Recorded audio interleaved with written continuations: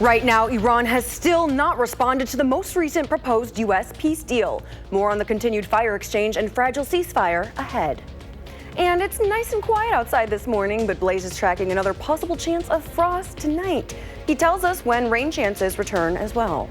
Plus, a new topic in this month's Time for Kids, a recipe for health. So grab your family and get ready. Weekend Mornings starts now. Thanks so much for waking up with us today, and happy Mother's Day to all the mamas out there and to the dads who might be working hard to fill both roles. It's Sunday, May 10th, and I'm Michelle Renee Quinn. Now let's see what the weather looks like for your Mother's Day today. Meteorologist Blaze Keller joins us. Good morning. Well, happy Mother's Day to all the mothers watching across central and southern Wisconsin on this Sunday. It is going to be a pleasant day to be celebrated, to relax. Now, we are eyeing some frost to move in later tonight, and that's all ahead of some rainy conditions that arrive on Tuesday. So we've got Michelle Renee Quinn's mother, grandmother. We love all of our moms. My mom is featured as well. 59 degrees. Upper 50s to low 60s, partly to mostly sunny, light winds out there, a little bit warmer along the Mississippi River Valley, but overall kind of the same temperature, upper 50s to about the low to mid 60s across all of southern Wisconsin. So if you're traveling north to celebrate Mom, or you're going to want to stay here in southern Wisconsin, we're pretty much all going to be sitting underneath the same temperatures. Now, eventually the rain will move in as we go into Tuesday of next week. Those rain showers beginning as early as Monday night. In the full forecast, we will take a look at when that rain will move on in, how much rain we could see, and then if there's any more rain chances or even a warm up as we go into next week. All that's coming up in just a few minutes. Blaze, thank you. We'll be checking in shortly. You're taking a live look now at the Capitol. The U.S. continues to wait for Iran's response to its latest peace proposal. As CBS correspondent Wendy Gillette reports, Qatar's prime minister met Saturday in Miami with Trump envoy Steve Witkoff and Secretary of State Marco Rubio. President Trump had a conversation with a French reporter Saturday who wrote on social media he expects to hear very soon from the Iranians and that they still very much want to conclude a deal. The president's assessments come as the U.S. awaits an Iranian response to a possible peace agreement. He was asked Friday if Iran is slow-rolling a decision. We'll find out soon enough. The president spent the day watching a tournament at his golf club in Sterling, Virginia. He was active on social media while there, posting an AI image of himself on a warship and another depicting drones falling like butterflies. He seemed optimistic about a deal with Iran Friday night. They have no military. They have not a lot left. We'll see what happens. One of the major points of contention between the U.S. and Iran is who will control the Strait of Hormuz. Mutual blockades have strangled most shipping through the waterway, spiking gas prices in the U.S. I got to travel, to work maybe a city or two away every day. It's outrageous. The gas prices are absurd. AAA says the current national average for a gallon of gas is over $4.50. For a second straight week, prices have increased 25 cents, the highest they've been since 2022. We're not going out of town in my car anytime soon. If we're going to do anything, we're going to be on a bus, a shuttle, a train, or a plane because the gas prices are so high. CENTCOM says U.S. forces have redirected 58 ships and disabled 4 as they enforce a blockade in the Strait of Hormuz. Wendy Gillette, CBS News. CBS News also reports more than 1,500 ships remain stranded in the Strait of Hormuz. And later today on For the Record, the Madison Clerk's office says it's updating procedures after it had to uncount ballots from the spring election. Now, the Wisconsin Elections Commission told the city to reject 23 absentee ballots because they arrived late on Election Day last month. A statutory provision says if ballots are not delivered to their polling place by 8 p.m., they cannot be counted. The city clerk says the ballots got to the polling place late because of clerk's office miscommunication and logistical errors. Now she says the logistical errors are being addressed and additional staff are being hired. The clerk also didn't rule out moving the city to a centralized count as opposed to continuing absentee ballots at individual precincts. The amount of equipment, the different types of equipment, and the staffing needed for central count is much different than what we currently do. So we wouldn't be able to implement that this year, but it's something that we would discuss. But it's not something that we can do that we can implement anytime soon. Political reporter Eliana Liberté also asked about why late ballots were originally counted. You can hear the answer this morning at 10:30 on For the Record. Nationally, the latest jobs report beat expectations, with employers adding 115,000 positions in April. Now, that's more than expected amid uncertainty over the Iran war. The unemployment rate held steady at 4.3%. Most job gains came from healthcare, retail, and transportation. However, Bankrate warns there are still more job seekers than open positions. There are signs of stress in the job market. It is just that for 2 straight months, we've had positive jobs creation, not nearly at the remarkably robust levels of previous years, but enough to keep the unemployment rate steady. Right now, 7.2 million Americans are unemployed. Experts say people looking for work should start with networking. They add that it may take several months to land a new role.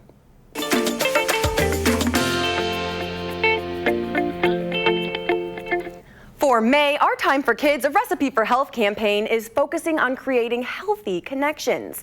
Technology and the access kids have to the digital world is fast changing, meaning it's important for everyone in the family to talk about how they use the digital world. Finding a family balance can help keep everyone connected and engaged in real life. This week's tip: get offline. Set time limits on device use at home and help each other find that healthy balance between time on and offline. SSM Health child psychiatrists say too much screen time can affect kids' mental health, especially when phones, tablets, and video apps replace family time, sleep, and offline activities. Dr. Ashvin Sood says it's not just how much time kids spend online, but also what they're watching. Depression, anxiety, mental health disorders kind of increase when screens are used 3 or more hours a day, particularly higher in at-risk youth.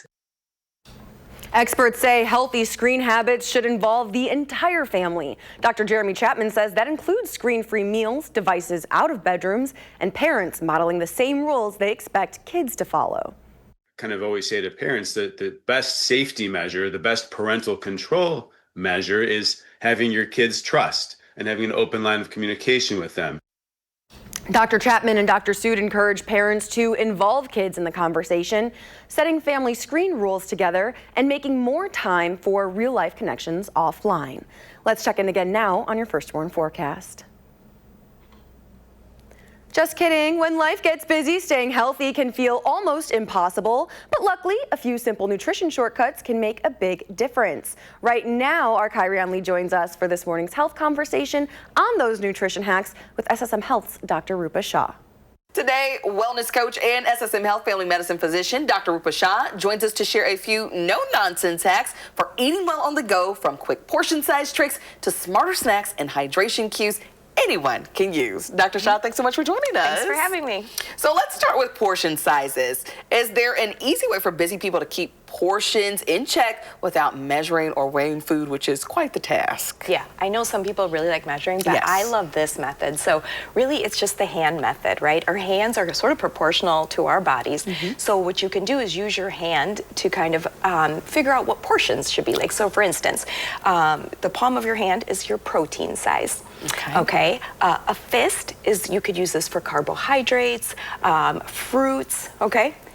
Both your palms, vegetables, right? And then your thumb can be a good guide for how many good fats you should get, right? Oh. Yeah, so like nut butters, cheese, that sort of thing. And the good thing is your hands are always with you, so it doesn't matter if you're out and about, if you're traveling, and you don't need, like you said, those fancy scales or measuring tools. Yes, so easy ways to keep that in mind as you're on the go. Exactly. So what about snacking? People are constantly on the move, so what are some smart swaps that still feel very satisfying? Yeah. The key here really is we've heard a lot about protein, and I agree, we definitely need snacks that have more protein, but don't forget about fiber. This is equally important. So I would say a snack that has protein and fiber is going to be your best sort of snack that you want to kind of reach for. So think about swapping your chips for something like a handful of nuts, right? Or swapping that muffin for Greek yogurt with blueberries. Again, so you're getting the protein and you're getting the fiber. Apple, peanut butter, or nut butter, something like that, right? Okay. But the key really is for a lot of people is to pre-plan, right? We're going to grab for things that are easy. So if you can open your fridge or your pantry and grab out these healthy snacks, so if you can spend a little bit of time meal planning or just setting up these snacks, it'll really set you up well for the rest of the week. Yes, because when you're not planning ahead, that's when you just grab anything. Exactly. Well, Dr. Shah, before we go, do you have any other tips for us? Yeah, so another good tip just is to remember to stay hydrated throughout the day. And a good one here is the 2-2-2 method. And this really is quite simple. So it just refers to taking 2 big sips of water when you wake up in the morning, 2 big sips before any meal, and then 2 big sips every time you get up from your desk, you walk around, you come back, just take another 2 sips of water. Okay, so keep up on that hydration, equally important as well. Yes, exactly. Well, Dr. Shah's always dropping tips and gems. Where can we find you? You can find me on Instagram at Wellness with Dr. Shah. Well, Dr. Shah, thanks so much for joining us. Thanks for having me. Happy Mother's Day. It is going to be a pleasant day. Mostly to partly sunny with temperatures in those upper 50s to about the low to mid 60s with light winds. I would say further north and east, closer to Green Bay, Fond du Lac. That's where we may squeeze out an isolated shower, but everybody else is primarily going to be dry. Again, upper 50s to low 60s. For Mother's Day, we're looking at a little bit warmer temperatures on Monday, but the real warmth arrives on Tuesday along with showers and maybe a few thunderstorms as well. No alert days on the 10-day forecast, but we are eyeing those showers to move in across all of Wisconsin on Tuesday with warmer temperatures moving in and what looks to be sticking around starting Thursday through the middle of next week. We might slip into the 80s by next Friday.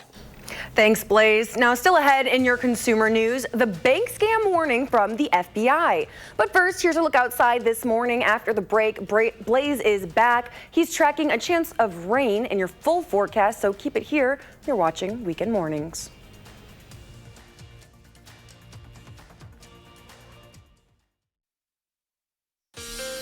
It is Mother's Day, the best day to celebrate mom, and Mother Nature is treating herself and all the moms across southern Wisconsin. Plenty of sunshine.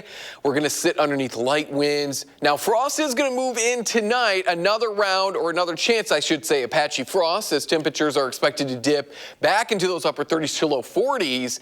And then rain will move in by about Monday night into Tuesday. We're not done with rain chances, though, as temperatures are set to warm on up by the second half of next week. Celebrating mom today, 40s through the morning hours, 50s by noon.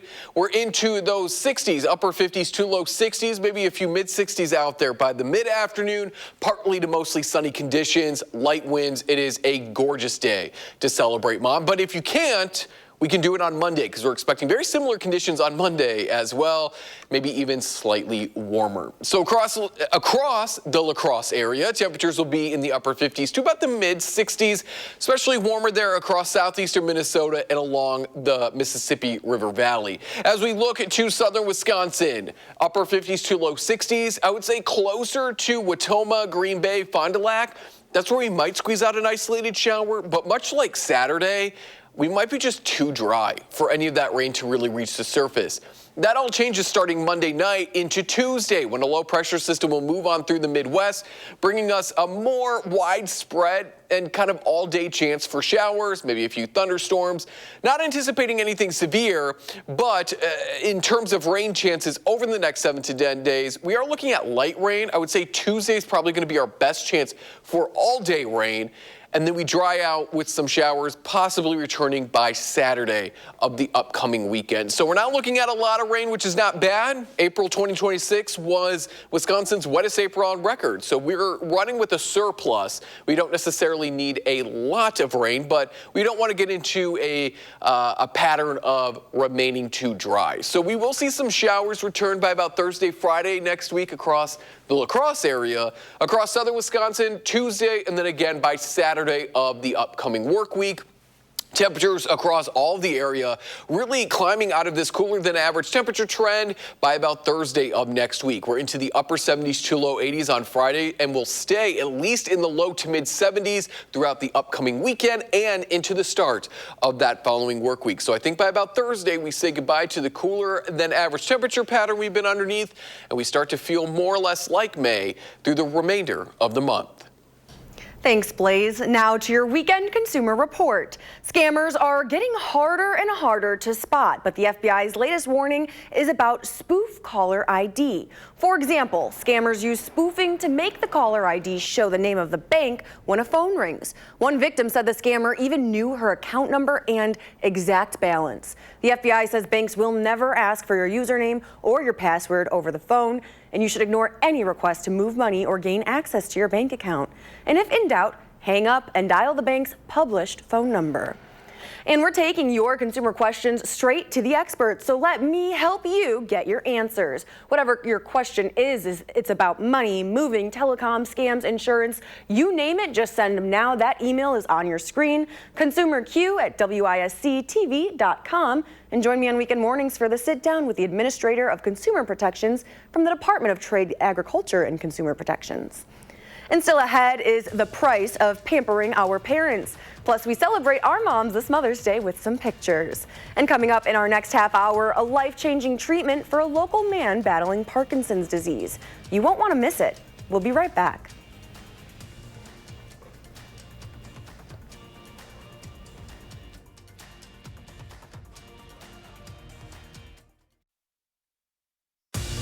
You're watching Weekend Mornings.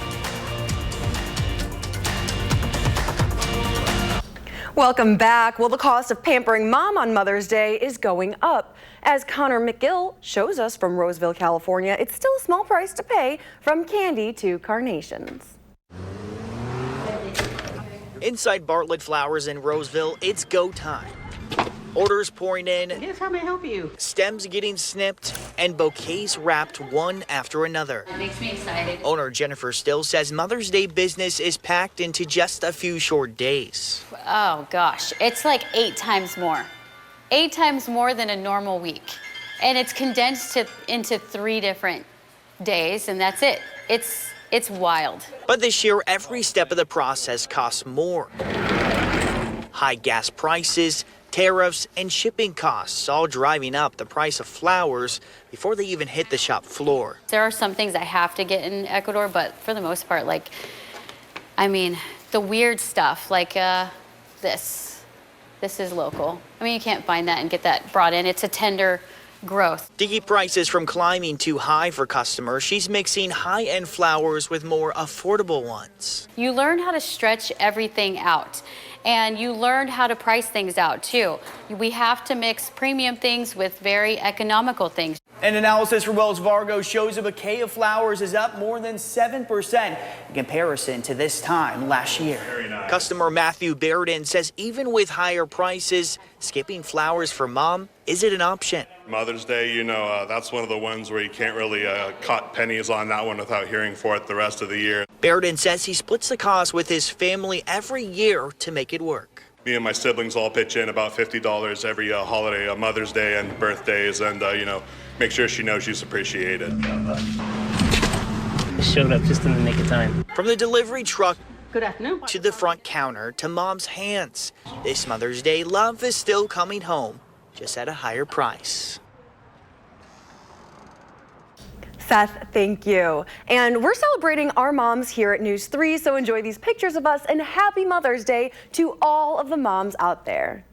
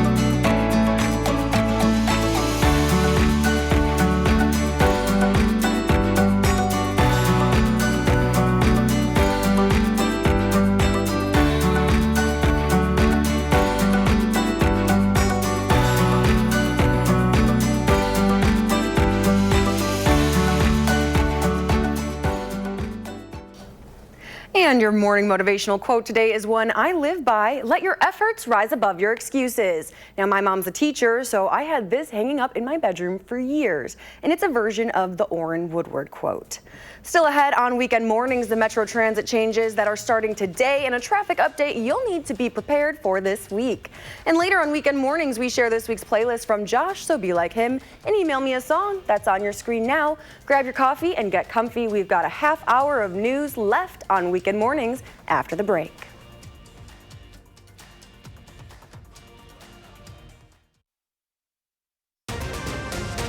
This morning, the start of the evacuation for the cruise ship causing worldwide concern over a deadly contagious virus.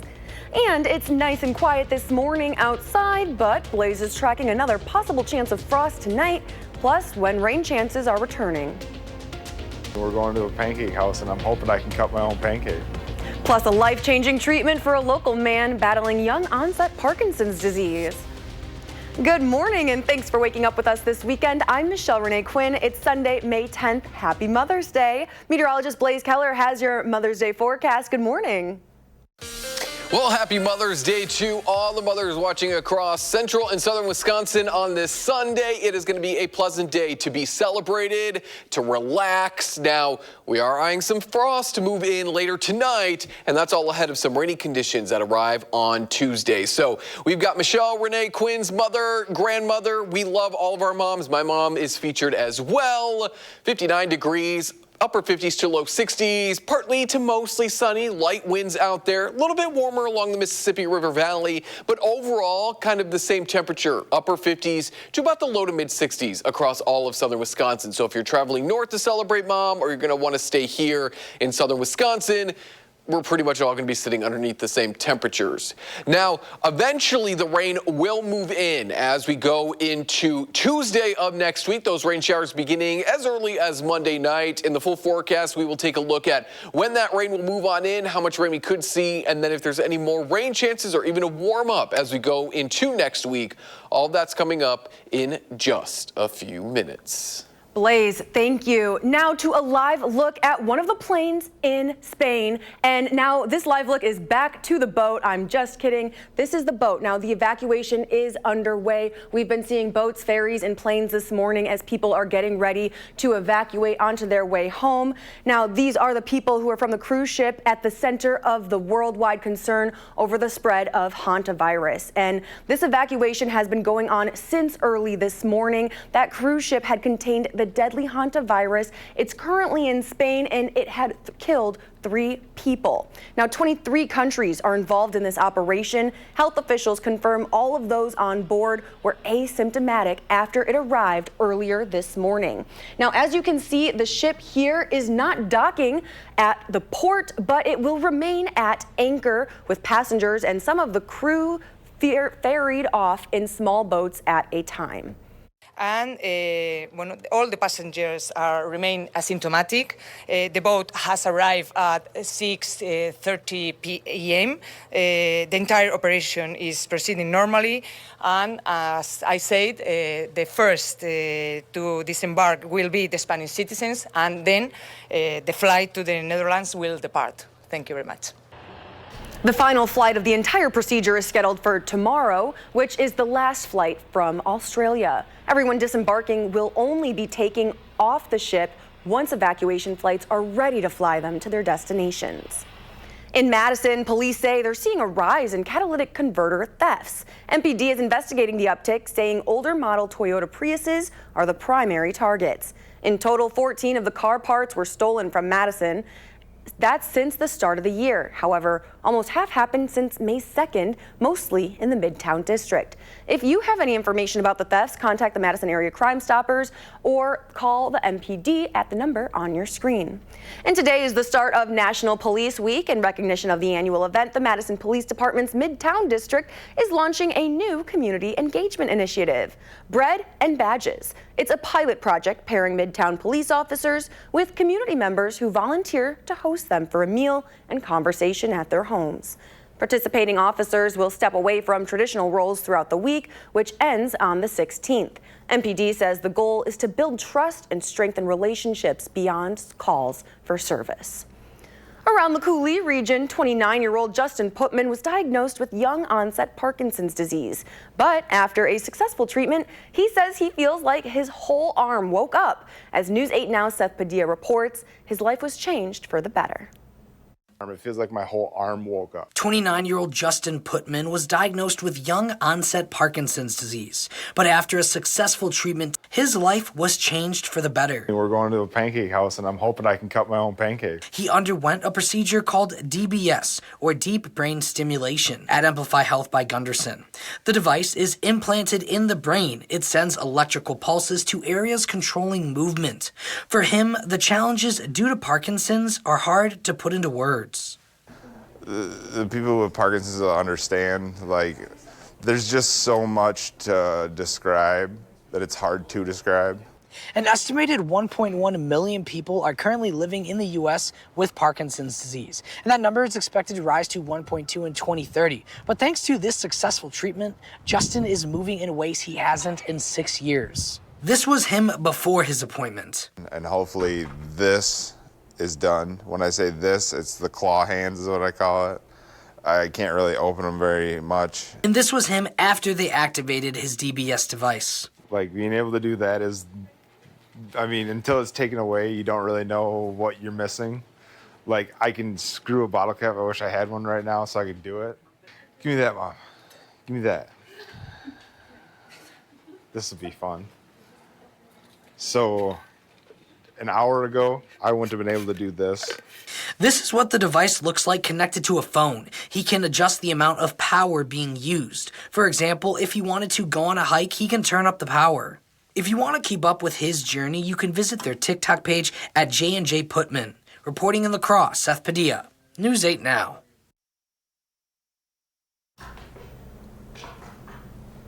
Seth, thank you so much. Now, looking ahead, work on the Broome Street Railroad crossing will begin Tuesday. It's part of the John Nolan Drive reconstruction project. Madison's Traffic and Engineering Department says the work will require a full closure of pedestrian access along Broome Street at the John Nolan intersection. Now, the closure will last 10 days. During that time, there will be a detour available through West Wilson Street, South Bassett Street, and the new path on the north side of North Shore Drive. Access across John Nolan to the dog park will remain available. And Metro Transit has new changes also starting today. If you ride routes H, O, or G, listen up and definitely take a look at the map here on your screen. Routes H and O will now board across the street from the existing stop at the new westbound bus stop location. That's on Hughes. And people boarding for Route G will now board across the street from that existing stop at the new eastbound location on Hughes. Be sure to double check your route, and especially if you're on CDS or Route 38. Those also have some schedule adjustments. You can find all that information online at cityofmadison.com/metro. The Attorney General's fight over regulating prediction markets could be far from over. Wisconsin's Attorney General is suing companies like Kalashi and Polymarket, alleging they've been facilitating illegal sports betting in Wisconsin by disguising it as event contracts. However, the federal government is pushing back on that claim and on April 29th sued Wisconsin. This week on For the Record, political reporter Elie LaLiberte asked the Attorney General where he sees the lawsuit heading.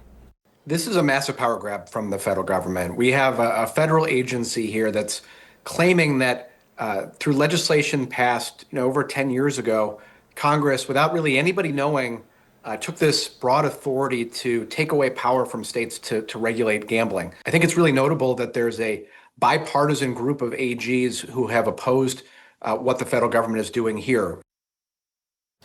You can catch Ellie's full interview on For the Record right here at 10:30 this morning.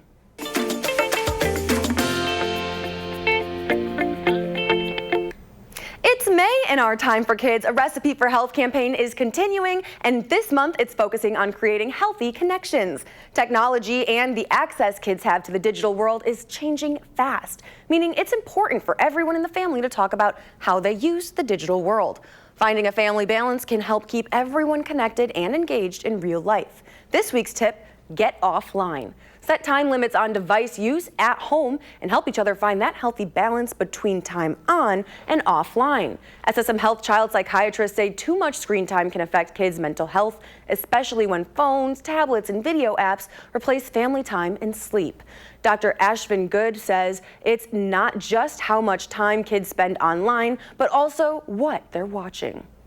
Depression, anxiety, mental health disorders kind of increase when screens are used 3 or more hours a day, particularly higher in at-risk youth. Experts say healthy screen habits should involve the entire family. Dr. Jeremy Chapman says that includes screen-free meals, devices out of bedrooms, and parents modeling the same rules they expect kids to follow. Kind of always say to parents that the best safety measure, the best parental control measure is having your kids trust and having an open line of communication with them. Dr. Chapman and Dr. Sood encourage parents to involve kids in the conversation, setting family rules, screen rules together, and making more time for real-life connections offline.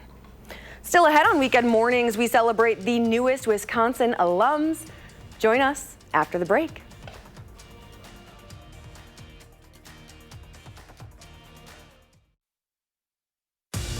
You're watching Weekend Mornings. Welcome back. It's graduation season and thousands of Badgers are now Wisconsin alum. The UW-Madison class of 2026 celebrated their big day at Camp Randall Saturday.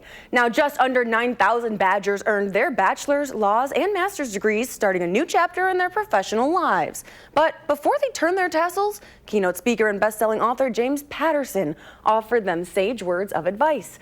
There's family, there's friends, there's spirit, there's work. And one of the notions is that work is a rubber ball. If you drop it, it will bounce back, believe it or not.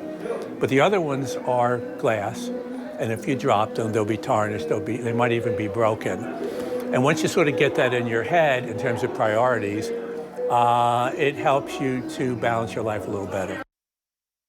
The ceremony comes after a nationwide Canvas outage that was just fixed in time for graduation, letting these Badgers claim their hard-earned diplomas and celebrate with their loved ones. Congratulations to everybody graduating from UW-Madison and La Crosse. And now, Weekend Morning Sports, brought to you by TDS. No offense to the Packers, but this is the football team that deserves all the attention right now. The rivals to end Alzheimer's flag football game. It was last weekend, and the players raised $60,000 to help fight the disease. Our Brady Mallory spoke with the player about why she gets out on the field every year. A little bit different on the running back route. Break on 3. 1, 2, 3. Break. Hike. It's not your typical Friday Night Lights. It's flag football, but these players have a common goal: tackle an opponent nobody can outrun. Not a disease I would wish upon anyone. Alzheimer's still does not have a cure, and about 7 million Americans have it. And break. But it only took one person to hit home for Tiffany Yap. My grandma had Alzheimer's. Yap's grandma Lorraine died nearly 10 years ago. Yap says Lorraine was funny, kind, and not afraid to speak her mind. The disease took all that away. The hardest was losing her to Alzheimer's because you start to see them lose themselves. Each year, Yap and her teammates play the Rivals to End All's flag football game to raise money and awareness about the disease. 1, 2, 3, Rivals! Most of these women have a loved one they're playing for. Certainly there's some really heartwarming stories that people share, and others are just here to support the cause. Do you feel your grandma with you every time you're out there? I do, and I wear her on my jersey every year. I get a little sticker printed off and I stick her right on my jersey so she's with me every year. Alzheimer's is relentless, and it would be easy to hand off the problem to someone else. Instead, these women are running defense. Everybody here is just amazing. It's so much fun to get together. It's not Friday nights, but each one of these players is a light. I know that it's frustrating when we can't find a treatment or a cure, but someday we will.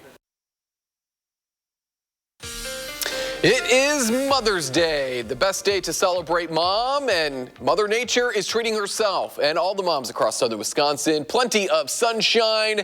We're going to sit underneath light winds. Now, frost is going to move in tonight, another round, or another chance, I should say, of patchy frost, as temperatures are expected to dip back into those upper 30s to low 40s. And then rain will move in by about Monday night into Tuesday. We're not done with rain chances, though, as temperatures are set to warm on up by the second half of next week. Celebrating mom today, 40s through the morning hours, 50s by noon. We're into those 60s, upper 50s to low 60s, maybe a few mid 60s out there by the mid-afternoon. Partly to mostly sunny conditions, light winds. It is a gorgeous day to celebrate mom. But if you can't, we can do it on Monday because we're expecting very similar conditions on Monday as well, maybe even slightly warmer. So across the La Crosse area, temperatures will be in the upper 50s to about the mid 60s, especially warmer there across southeastern Minnesota and along the Mississippi River Valley. As we look to southern Wisconsin, upper 50s to low 60s, I would say closer to Watoma, Green Bay, Fond du Lac. That's where we might squeeze out an isolated shower, but much like Saturday, we might be just too dry for any of that rain to really reach the surface. That all changes starting Monday night into Tuesday, when a low pressure system will move on through the Midwest, bringing us a more widespread and kind of all day chance for showers, maybe a few thunderstorms. Not anticipating anything severe, but in terms of rain chances over the next 7 to 10 days, we are looking at light rain. I would say Tuesday is probably going to be our best chance for all day rain. And then we dry out with some showers, possibly returning by Saturday of the upcoming weekend. So we're now looking at a lot of rain, which is not bad. April 2026 was Wisconsin's wettest April on record. So we're running with a surplus. We don't necessarily need a lot of rain, but we don't want to get into a pattern of remaining too dry. So we will see some showers return by about Thursday, Friday next week across the La Crosse area, across southern Wisconsin, Tuesday, and then again by Saturday of the upcoming work week. Temperatures across all of the area really climbing out of this cooler than average temperature trend by about Thursday of next week. We're into the upper 70s to low 80s on Friday, and will stay at least in the low to mid 70s throughout the upcoming weekend and into the start of that following work week. So I think by about Thursday, we say goodbye to the cooler than average temperature pattern we've been underneath, and we start to feel more or less like May through the remainder of the month. Blaze, thank you so much. Later on, we share a song sent in from our own Josh Sprider, and my email is on your screen now. You know what to do. We'll be right back.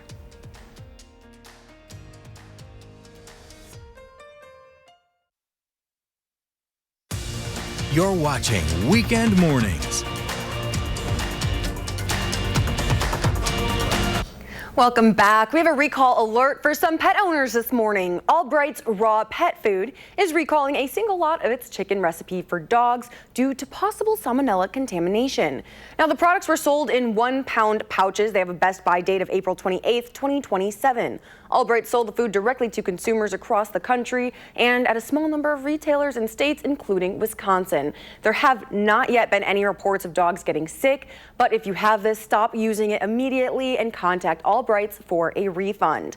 And the recall of dry milk powder used in some seasonings that was due to a possible salmonella contamination is affecting more snack products. Multiple trail and nut mixes sold under multiple brand names, including Good and Gather, Fisher, and Squirrel brand, have been voluntarily recalled out of caution. Consumers can return the products to the place of purchase for a full refund.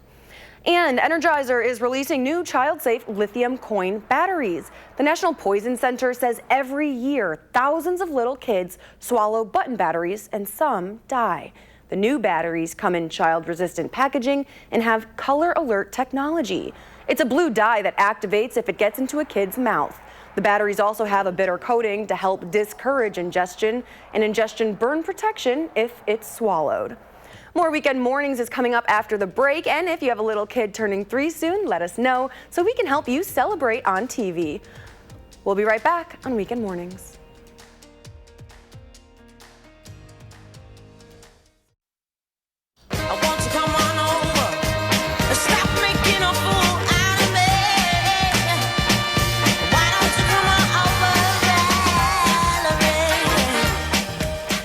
listening to Valerie by Amy Winehouse. Thank you to Josh Sprider for sending this in. And now for a final check on your forecast. We're looking at a very pleasant Mother's Day before showers and warmer temperatures return on Tuesday for the La Crosse area. And the same is said for southern Wisconsin. Maybe slightly cooler on Tuesday, but the real warmth returns as we end next week going into the following weekend. Thanks, Blaze. And here's your morning motivational quote for today from William Brennan. He says, "We must meet the challenge rather than wish it were not before us." Thanks for watching Weekend Mornings. Next is CBS Sunday Morning, followed by Face the Nation and For the Record.